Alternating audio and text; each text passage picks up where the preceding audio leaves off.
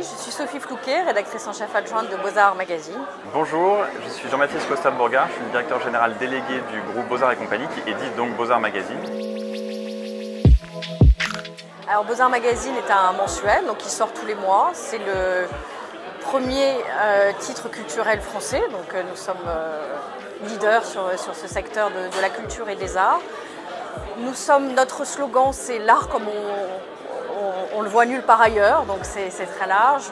Tous les mois on compose une sorte de partition autour de sujets liés aux grandes expositions, à l'architecture, au design, au spectacle. Notre but c'est de continuer à attirer des lecteurs vers la découverte qui est un puissant fond dans le domaine culturel et artistique. Donc ça, c'est vrai qu'on est dans un écosystème absolument formidable en France et pour nous, c'est à la fois une source de sujets inépuisables et aussi évidemment un lectorat potentiel très large. Et c'est toute l'importance pour nous d'être présents dans vos réseaux de distribution, dans vos maisons de la presse, on peut aussi provoquer cette appétence subite pour la culture, ce goût d'aller vers les arts, même si on n'est pas spécialiste, même si on ne s'y était pas intéressé auparavant. On cible un public qui est prêt à la découverte, qui est ouvert, qui a envie de se nourrir de culture et d'art et qui est prêt à aimer ça et à faire cette découverte. Et on a la chance, comme le disait Sophie, d'être au sein d'une population qui adore la culture, ce qui permet à Beaux-Arts Magazine d'être un titre qui se porte très bien, dont la diffusion grandit d'année en année. Depuis maintenant de nombreuses années, on n'a jamais connu d'année de baisse et on continue sur cette dynamique, à la fois sur les abonnements, mais aussi, et je dirais, et surtout dans la diffusion, la vente au numéro. Et on a aujourd'hui une communauté de lecteurs de près de 800 000 personnes qui chaque mois lisent Beaux-Arts Magazine.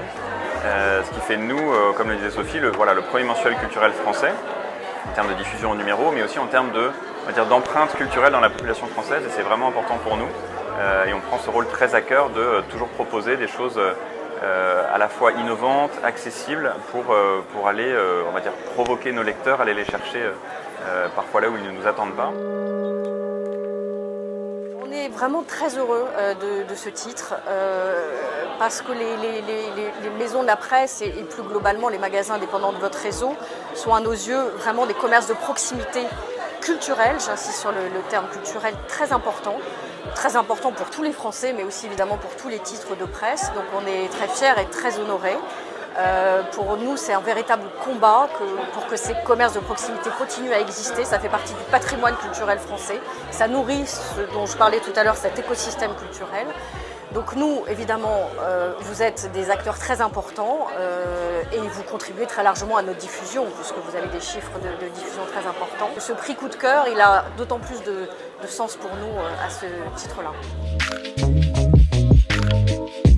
Nos lecteurs, mais continuez à avoir cette curiosité, continuez à feuilleter Beaux-Arts Magazine dans les maisons de la presse et on espère toujours déclencher évidemment cet acte d'achat puisque en proposant des choses très, très diverses.